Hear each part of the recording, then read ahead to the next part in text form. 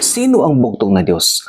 Dahil ayon sa talata, walang taong nakakita kailanman sa Diyos. Ang bugtong na Diyos na nasa sinapupunan ng Ama, siya ang nagpakilala sa Kanya.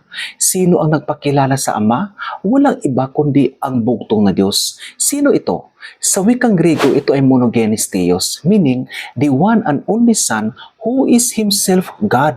Sa madaling salita, ang tinatawag dito na bugtong na Diyos ay ang bugtong na anak na si Jesus Christ. Kaya siya lamang ang may kakayahan na magpakilala sa Ama. At hindi ito simpleng pagpapakilala, kundi ito ay divine revelation from personal sight and presence.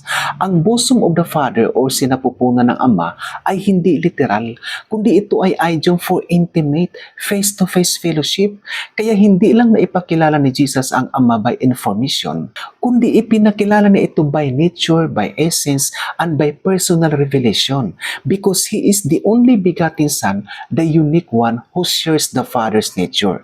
Malinaw na ipinapahayag ng banal na kasulatan ang pagka-Diyos ni Kristo, siya ang tinatawag na bugtong na Diyos. Kaya ang anumang aral na nagsasabing si Kristo ay hindi Diyos, ang aral na yan ay taliwas sa itinuturo ng Diyos sa banal na kasulatan.